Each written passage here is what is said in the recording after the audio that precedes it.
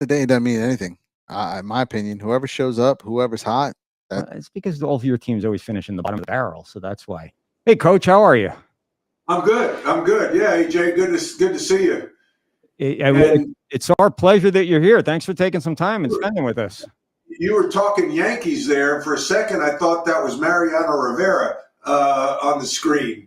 No, most speak Spanish. Junior don't speak no Spanish. I was gonna point to my Bucky Dent autographed bat, my Reggie Jackson autographed ball.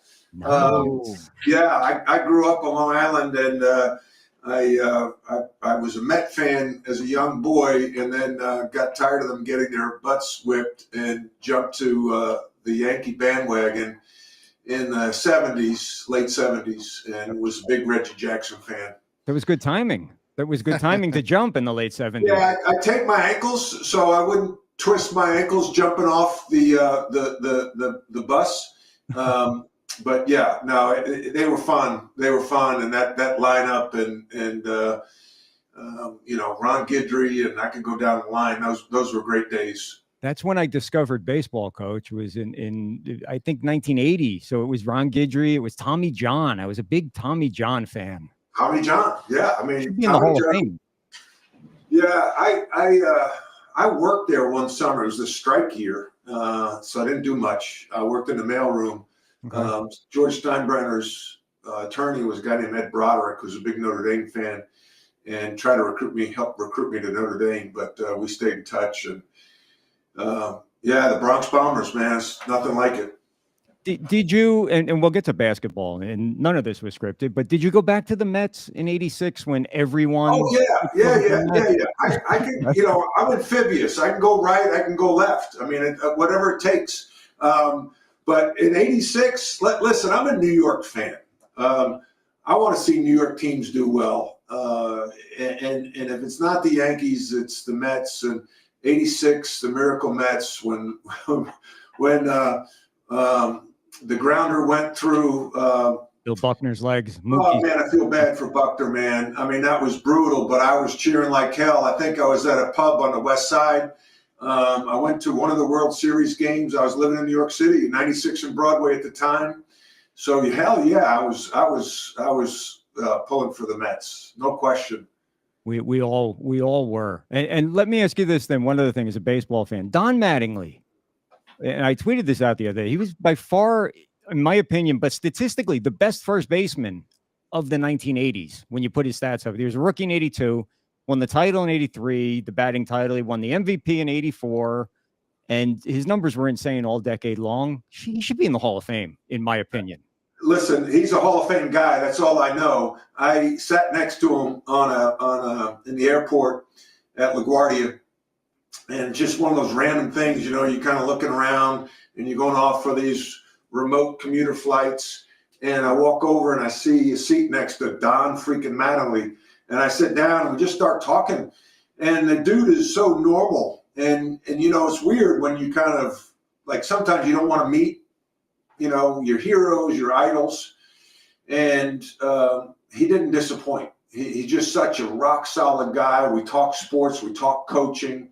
I think at that point he was just taking over maybe Tampa Bay, and he left the Dodgers at the time, just talking about coaching and managing, and then we had to catch our flights. Just a regular dude, man, who could play. Indiana guy, so he loved hoop. Yeah, he's a great dude. We when my kid was right before COVID, the day before they shut the country down from COVID, my daughter was in the kindergarten, I think, or first grade, and school fundraiser. They give away prizes, win a scooter, win this. She won. I made her take this. She was the Marlins Batgirl for a spring training game. And Mattingly was the manager. So she had no idea. I mean, she was there with Jorge and got her picture taken with Jorge Posada. And then Mattingly, but she told Mattingly, she goes, "My daddy loves you." And Mattingly turned and goes, "You must be daddy, huh?" I said, "Yes, I'm daddy." Never thought Mattingly would turn around and say, "You must be daddy," but that's what he said to me. Well, as long as he didn't say, "You're my daddy." Exactly. Yeah. Exactly. Coach, how important is having the one seed going into the tournament here? And what's a good predictor when you look at this and you look at one seeds or even 16 seeds and say this team is going somewhere? Well, look at the data, right? I don't know what the data says, but look at the data. And I think with each passing year, the number one seed has been less relevant because there's been compression more and more each year for the last, go put a number to it, 15, 20 years. There's compression from team number one, ranked number one, to number 25, or in the tournament, number one to whatever, 64, 68 teams. There's compression. And why is there compression? Because the one and done, kids going pro early. So now those superstars that stayed 3 and 4 years.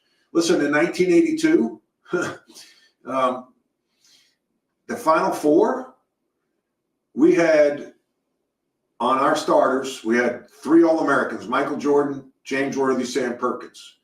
Georgetown, who we beat in the finals: Sleepy Floyd, Patrick Ewing. Louisville, Rodney McCray. Houston, Clyde Drexler, Lakeem Olajuwon.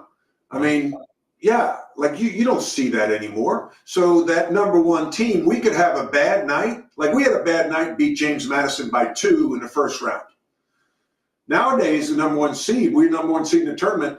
You have a bad night and you're going to lose to James Madison. You know, at the end of the day, we were bigger, stronger, more talented. Things got rough. We could throw it into James. He's going to turn around and score. Or they break loose for a layup and Sam Perkins blocks a shot, because that's the difference in talent. Nowadays, it's compressed.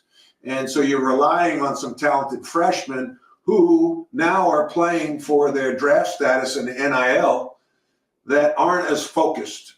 And we saw that with Duke. They had Zion Williamson and R.J. Barrett, very talented a few years ago, but couldn't make their way to the NCAA Final Four because they were young and immature. So there's got to be a healthy mix of talent and maturity, and that sweet spot, where is it?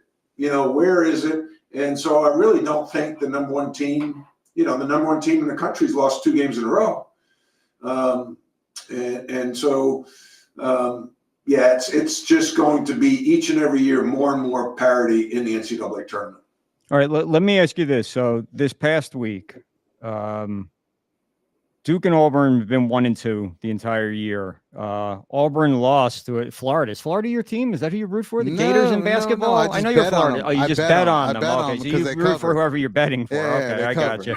What does the loss mean for Auburn? Does it mean anything? Do we read into it? Do we?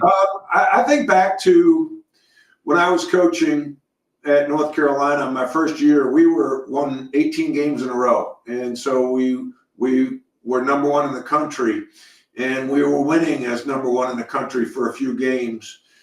And the problem sometimes when you're number one is you're not getting better because you're not chasing anything. And it's tough to get young people to focus on improvement versus results, right? Nick Saban talks about the process. Dean Smith talked about the process. Bill Walsh, talked about process. And I could see it in the film. We weren't getting better. We were winning because we were talented. So all of a sudden you go up like this, and now you start to dip, but you're still winning.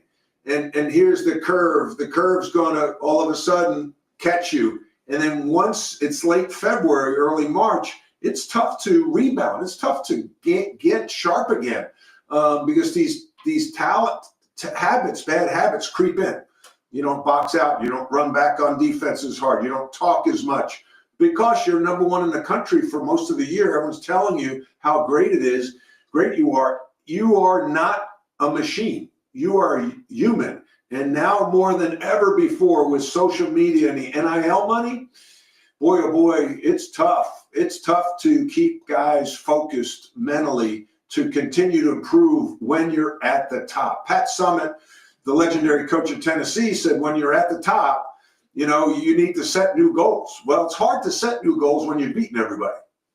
When there's nobody to chase. Exactly. So let me get right to the point on this March Madness, and then we got a couple other questions for you. If we were betting a steak dinner right now, who do you have in your Final Four? Well, let me ask you: are we talking Smith and Walensky's? Are we talking Palm? What are we talking? I don't know, Ruth Chris, maybe maybe Outback. I don't know. One of those Geez, places. now I know your speed. Okay, good. You just told. Yeah, no. I really can't say, and you know, I can give you some names, right? Because you have to give names. I'll tell you this: if I'm betting leagues, I'm betting SEC and Big 12. Absolutely. I mean, those are where the power is, the numbers. That's where the portfolio of blue chip stocks are. They've been spending money more so than any other conferences in the country, and it's paying off because they have elite talent, they have elite coaches, and I would say the Final Four is coming out of those two leagues. For sure, I think it'll be fun to see St. John's make a run because of Pitino in New York. You know, that'd be fun. It'd be a great story. But I don't have a team that I think is just, you know, they're going to win a national championship. I think Duke's really good. So if I had to say, you know, I'd say Alabama, Auburn, Duke.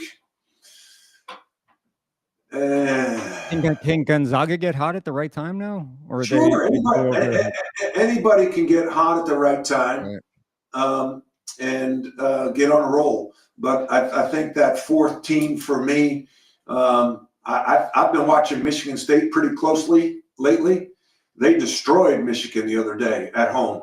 I think that I would say Michigan State's the fourth team. I like that. Okay. I like that. When Michigan loses, I like it right now. Go ahead, Junior. Coach. I'm sorry. Go ahead, Mariano. Mariano, yes. Coach, I have a question. And I don't think that there's a better guest to ask this question to. It's the GOAT question. Jordan and LeBron James. You got to play with Jordan. You watched both of their careers. Please explain to our young viewers, or don't let me overstep. Maybe you're going to say LeBron. But no, dude. All right, hold on a second. Thank you. I mean, he's got Mike in the room with him. Jordan's hanging out over there, smoking cigars before he came on. Is Mike over there? They're drinking Gatorade and eating Big Macs. There's Michael's signature right there in the national championship ball. I got letters from him on the wall, pictures. Here's the deal. Bless us, Coach. Bless us. Here's the deal. If Michael and LeBron were in their prime, let's say they're both 30 years old, playing on the same team. Let's call it the Olympic team. Who's the best player in the team?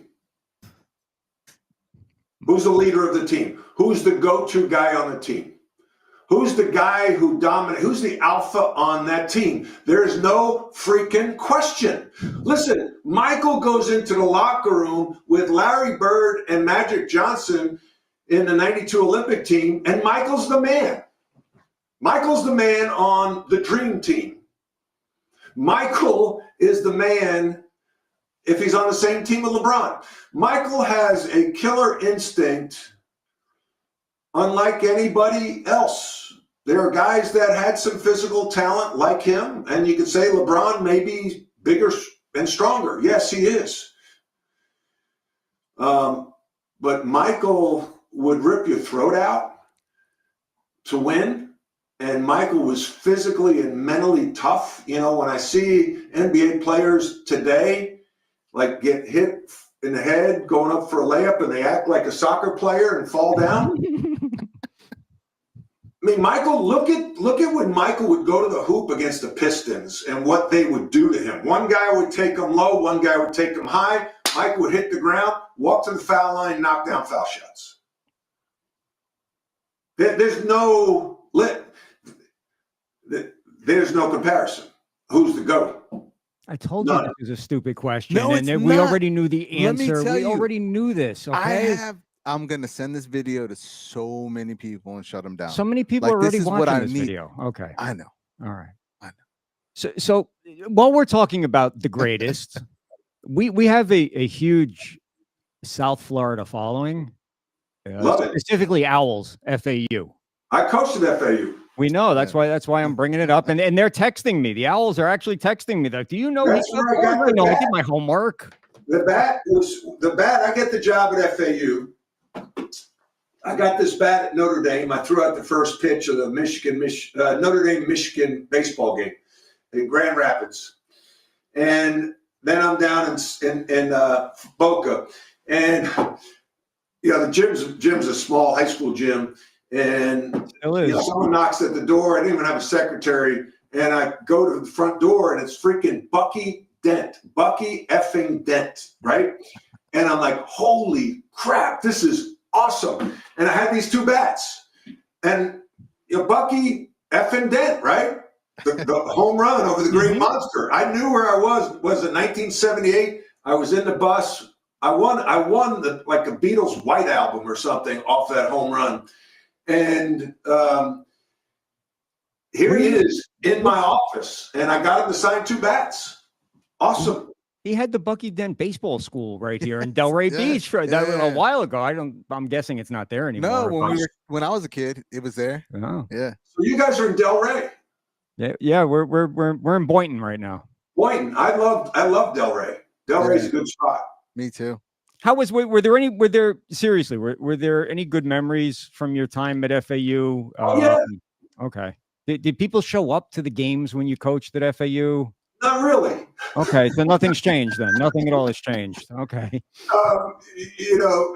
There were some great guys, and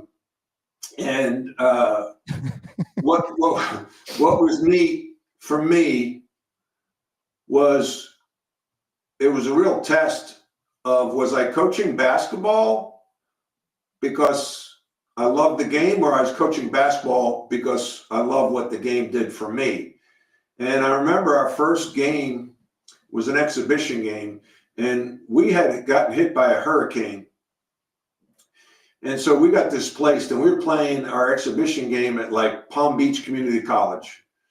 And one of my assistants was Rex Walters, another one was Malcolm Farmer, Mike Bellato. But Rex played at Kansas and played in the NBA. And at Kansas, I was an assistant. We get $18,000 a game. And Malcolm Farmer was a manager for me at Notre Dame. And, we had good crowds at Notre Dame. We walk out on the floor, and there's literally like less than 50 people in the stands. And I'm like, oof. And I walked back in the locker room after the first round of warmups, and I said to my staff, I said to Rex and Malcolm in particular, I'm like, how do you feel that there's only about 50 people in the stands? They're like, I don't care. We're coaching ball. I'm like, exactly. I love my time at FAU, getting goosebumps talking about it, because it was just about basketball. And I've been to 4 programs, 4 head coach at 4 places. And I was really empowered with changing the culture and establishing a winning culture. Even in North Carolina, they went to the Final Four the year before. It sounds ridiculous, but things were slipping in terms of an intensity, a work ethic. My staff and I brought that, I think, fire to FAU. And I just never stayed anywhere long enough to really enjoy it. And so we were only there a year, but I love my time there. Are some really good people. The weather obviously was great. And the neat thing was it was just basketball. Like after the game, I go to my sports information director and I say, hey, any media? And he go, nope. I said, great. We're here now. Yeah, we got him now.